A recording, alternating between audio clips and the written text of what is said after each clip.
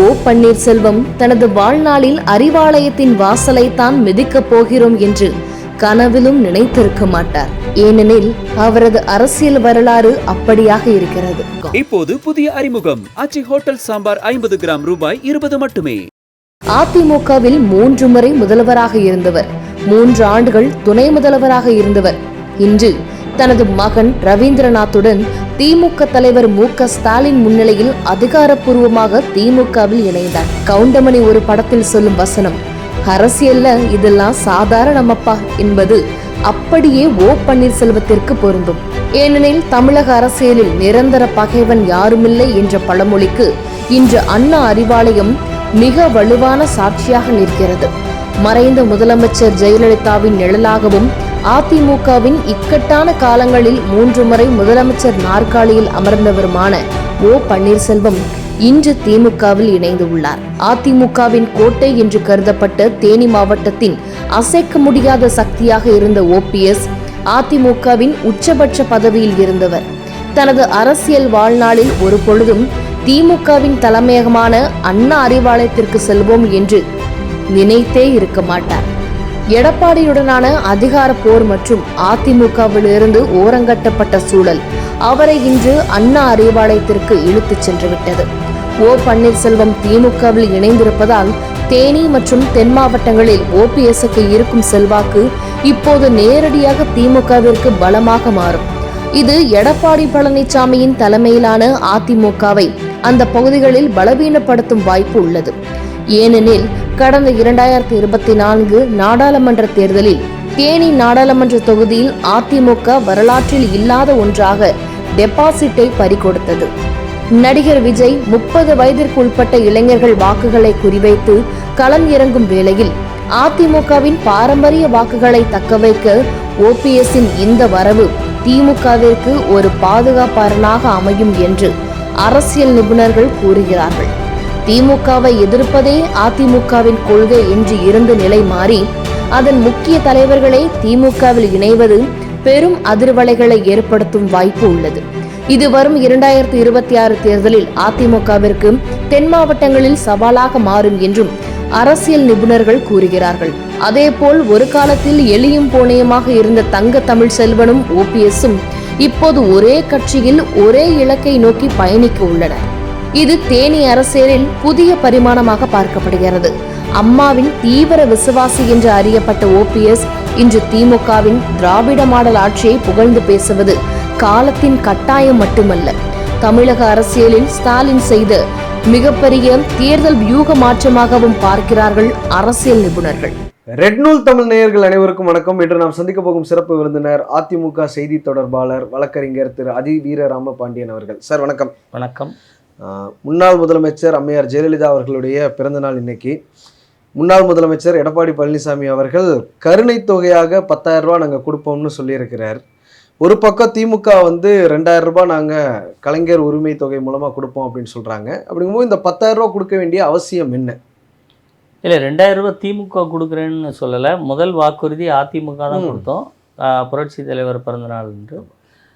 இன்றைக்கு புரட்சி தலைவி அம்மா அவர்களுடைய பிறந்தநாளில் கருணையை வடிவமாக கொண்டு தமிழக பெண்களுடைய வாழ்வாதாரத்தை, அவர்களுடைய பொருளாதாரத்தை, சமுதாயத்தில் அவர்களுடைய மதிப்பை மிகப்பெரிய உயரத்திற்கு கொண்டு சென்ற புரட்சி தலைவி அம்மா அவர்களுடைய பிறந்தநாள்.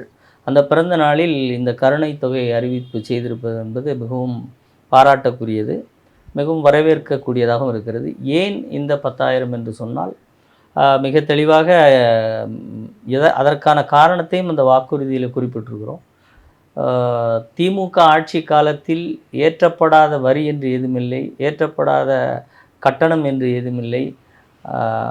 இப்படி ஒரு குடும்பத்தில் எதிர்பார்த்திருக்கிற ஒவ்வொரு சேவைக்கும், அரசை எதிர்பார்த்திருக்கிற ஒவ்வொரு சேவைக்கும் இன்றைக்கு பல மடங்கு வரியும் கட்டணம் உயர்ந்திருக்கிறது.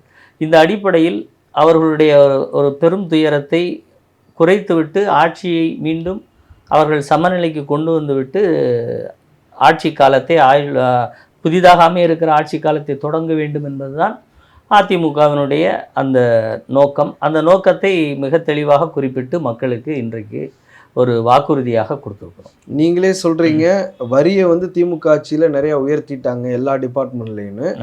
அதிமுக பொதுச் செயலாளர் முன்னாள் முதலமைச்சர்கிட்ட இதே கேள்வியை கேட்குறாங்க. நீங்க எப்படி கடன் இவ்வளவு அதிகமா இருக்கும்போது எப்படி இது சாத்தியமா அப்படின்னு கேட்கும்போது, நாங்களும் வரியை உயர்த்துவோம் அப்படிங்கிற ஒரு விஷயத்தை தானே அவரும் சொல்றாரு.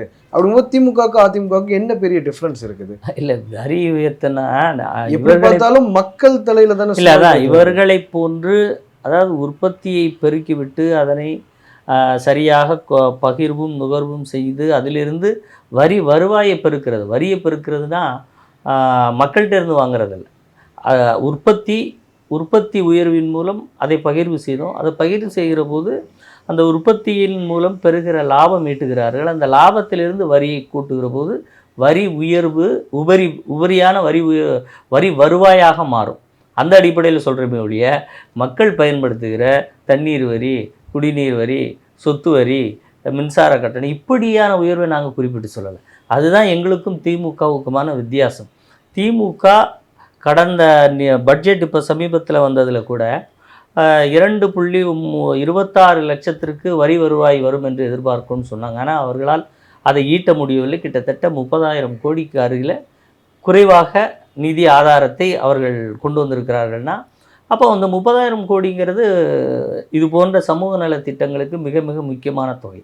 அந்த தொகையை அவர்களால் கொண்டு வர முடியவில்லை. அதிமுக கொண்டு வரும் என்பதுதான் எங்களுடைய கோரிக்கை. அந்த வருவாயை உயர்த்துவது என்பது விளைச்சலை, அதாவது உற்பத்தியை பெருக்கி அதன் மூலம் வருவாய் கொண்டு வந்து அந்த வரி வருவாயைத்தான் நாங்கள் குறிப்பிட்டிருக்கக்கூடிய அத்தியாவசியமான பொருட்களுடைய வரி வருவாய் இல்லை.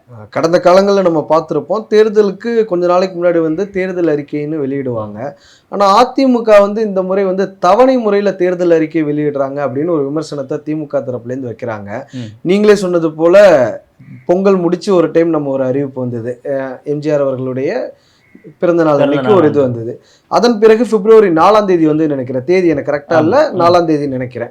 அதன் பிறகு இன்னைக்கு வந்திருக்கு. அப்படிங்கும்போது தவணை முறையில் நம்ம தேர்தல் அறிக்கையை வெளியிடுறோமா அவங்க சொன்னது போலவே? நீங்கள் தொடக்கத்தில் ஒரு கேள்வி கேட்டீங்க, தவணை முறையில் வாக்குறுதி கொடுப்பதாக திமுக குற்றம் சாட்டினால் ஏன் அவர்களும் 2000 ரூபாய் தருகிறோம் என்று ஒரு வாக்குறுதியை சொன்னார்கள்?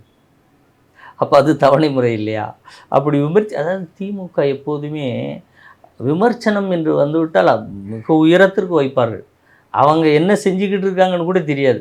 ஆஹா, வாய்ப்பு கிடைச்சிருச்சுரா, என்ன வேணால் விமர்சிச்சிருவோண்டான்னு விமர்சிப்பாங்க. அதற்கு அடுத்த நாளே அந்த விமர்சனத்துக்கு நேர் எதிராக அதை விட தாண்டியவர்கள் நாங்கள் சொல்கிற மாதிரி இப்படி ஒரு அறிவிப்பு கொடுப்பாங்க. அப்போ இந்த தவணை முறை என்கின்ற வார்த்தையில் ஒரு மாதிரி தவணையாக செய்கிறது என்கின்ற அந்த சொல்லாடலில், அந்த சொல்லாடலை வைத்துவிட்டு அதுக்கு அடுத்த நாளே நாங்களும் 2000 ரூபா தருவோம் அப்படின்னு சொல்றதன் மூலம் சிறுமைப்படுத்துற மாதிரி அவர்கள் சிறுமைப்படுத்த வேண்டிய எத்தகைய உயர்ந்த நோக்கத்தையும் உயர்ந்த தலைவர்களையும் உயர்ந்த திட்டத்தையும் சிறுமைப்படுத்த வேண்டும் என்று திமுகவிடம் நீங்கள் போய் அணுகுனீங்கன்னா அடுத்த நாளே சிறுமைப்படுத்துகிற அத்தனை வார்த்தையும் டிக்ஷனரியில் எடுத்து வச்சுருப்பாங்க. திமுகவுடைய டிக்ஷனரி என்பது பிறரை இல்லை உயர்ந்த திட்டங்களை உயர்ந்த மனிதர்களை சிறுமைப்படுத்துவது எப்படி என்பது தான் அவருடைய அடிப்படை கொள்கையாக வச்சுருப்பாங்க. அதற்கு பயன்படுத்த வேண்டிய வார்த்தைகள் என்று ஒரு தனி டிக்ஷனரியே வச்சுருக்காங்க. ஆனால் இதையெல்லாம் தாண்டி நீங்கள் ஒரு ஆக்கப்பூர்வமாக நீங்கள் பகுத்தறிவு இயக்கமா அப்படின்னு கேட்டிங்கன்னா அதுக்கும் ஆமாம்பாங்க. பகுத்தறிவு இயக்கம் சமூக நீதி இயக்கம்பாங்க. அப்போ சமூக நீதி பகுத்தறிவில் ஒரு மனிதரை எப்படி விமர்சிக்க வேண்டும் என்கின்ற அந்த அடிப்படையான செய்தி கூட அவர்களுக்கு தெரியாது, தெரிந்திருக்க வாய்ப்பில்லை என்பது போல தான் இருப்பார்கள். ஆனால் பகுத்தறிவுனா நாங்கள் தாங்க பகுத்தறிவாதிம்பாங்க, சமூக நீதினா நாங்கள் தான் சமூக நீதி இல்லை. இந்த பகுத்தறிவு ஒட்டி இந்த கேள்வியை கூட கேட்குறாங்க. குலவிலக்கு அப்படிங்கிற ஒரு திட்டத்தை வந்து முன்னாள் முதலமைச்சர் சொன்னார். நாங்கள் பாருங்க உரிமை தொகைங்கிற ஒரு வார்த்தையை பயன்படுத்துகிறோம், இவங்க வந்து குலவிலக்கு இந்த மாதிரி சமஸ்கிருத பெயர்களை கொண்டு வர்றாங்க பாஜகவோட சேர்ந்தனால அப்படிங்கிற ஒரு விஷயத்தை. அது அப்படிதான் சொல்லுவாங்க. உதயசூரியனில் தமிழ் இல்லை, கருணாநிதி பேரில் தமிழ் இல்லை, உதயநிதி பேரில் தமிழ் இல்லை, ஸ்டாலின் பேரில் தமிழ் இல்லை, இன்பநிதி பேரில் தமிழ் இல்லை. இவங்க என்னத்தை தமிழ் வச்சுட்டாங்க? ரொம்ப சிம்பிளான லாஜிக். இவர்கள்லாம் அதை பற்றி பேசலாமா? அப்படி பேசுகிறதுக்கு ஏதாவது தகுதி இருக்கா ஒன்று பார்த்துக்கோங்க. அடுத்து அந்த திட்டத்தினுடைய நோக்கத்தை பார்க்கணும். நீங்கள் இதுவரை தமிழக அரசியல் வரலாற்றில் பெண்களுடைய முன்னேற்றத்திற்கு, பெண்களுக்கான பொருளாதார மேம்பாட்டிற்கு, அவர்களுடைய சமுதாய நிலைமையை உயர்த்துவதற்கு கொண்டு வரப்பட்ட திட்டங்கள் எல்லாம் பெண் உரிமைக்கோ அல்லது சுதந்திரத்திற்கோ அல்லது பெண்கள் முன்னேற்றத்திற்கோ போராடிய பெண்களின் பெயரால் தான் வழங்கப்பட்டிருக்கிறது.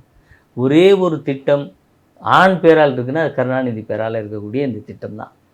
அதாவது பெயரில் வைப்பதில் கூட பெண்கள் பெயர் வந்துவிடக்கூடாதென்று பெண் உரிமைக்கும் பெண் எம்பவர்மெண்ட்டுக்கும் எதிரான கட்சி தேர்தல் ஆதாயத்திற்காக மட்டுமே இதை கொடுக்குறாங்க ஒழிய அவங்கள் மனதறிந்து எந்த தொகையும் கொடுக்கவில்லை என்பதற்கும் இதுவும் ஒரு உதாரணம்.